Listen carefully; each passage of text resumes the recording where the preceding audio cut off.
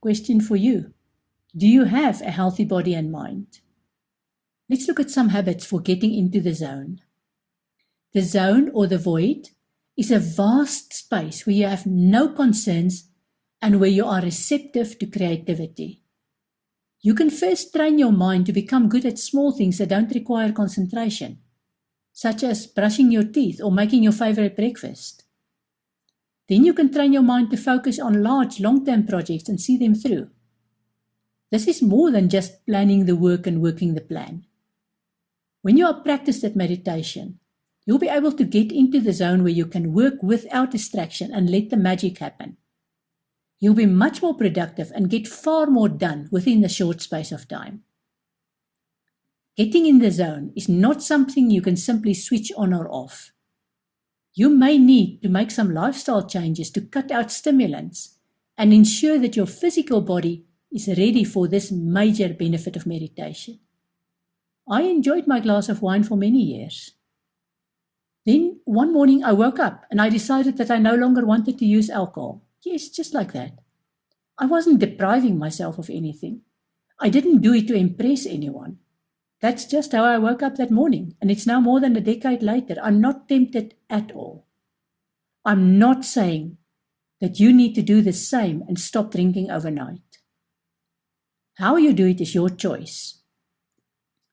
You don't even need to completely give up drinking. Look at your life. Decide what you want to focus on to make your life better, and decide where alcohol fits into the picture. I discovered that sleeping well is also a strong part of my basis for creativity. Yes, there are still nights when I toss and turn, but they are few and far between. I have a routine of getting up around a certain time in the morning and going to bed around a certain time at night. My body is used to the routine and responds well to it. Of course, there are a few rules that I follow around this, such as not eating within 3 hours of my bedtime, because then my body needs to stay awake and digest the food when my mind wants to go to sleep. If you want to have a good night's sleep, cutting out other stimuli such as nicotine, caffeine, and sugar also becomes important. I'm afraid I'm an ex-smoker, and the first to tell you that God didn't create any human so that they can destroy their lungs while smoking anything. Here endeth the sermon. Ex-smokers can be boring, and I'm trying not to be. As for sugar, I saw some videos that showed what sugar does to your body and your health, and they made so much sense to me that I simply cut it out. If I do need sweetness, I use stevia or xylitol. With caffeine, which I overdid, I simply chose one day to stop drinking coffee. I suffered such withdrawal, especially headaches, over a few weeks that I realized how bad it was for me and what I was doing to myself. That was over 30 years ago.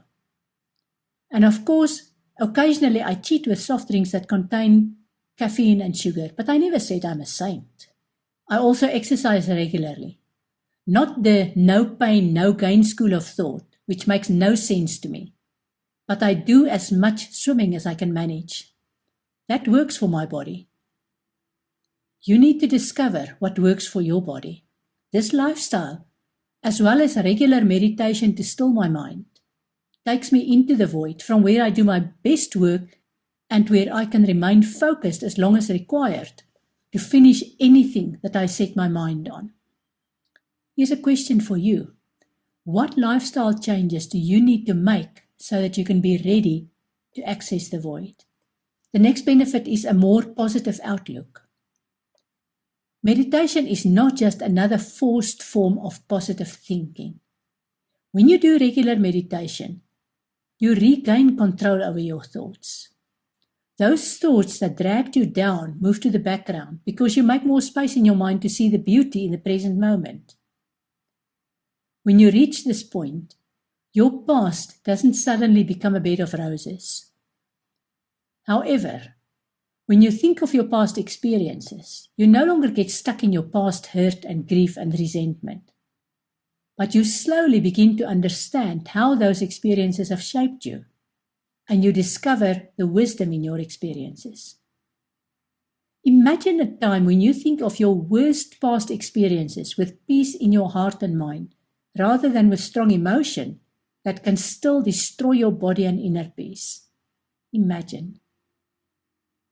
What if meditation helps you to sleep better, eat better, have a more relaxed sex life, manage your pain, and generally increase your quality of life? Meditation gives you mental discipline. Meditation helps you to gain insight into the most challenging situations that you face, regardless of whether this is problem-solving situations, which is left brain, or emotional issues, which is right brain. Meditation helps you to get rid of distractions so that you can focus. Even when you don't meditate, you'll be more aware of random thoughts while you work. As you would do during meditation, you would simply park these random thoughts when you become aware of them, so that you can focus again on what you are doing. This means that you are more disciplined, and you have increased self-control, and you get more done in less time.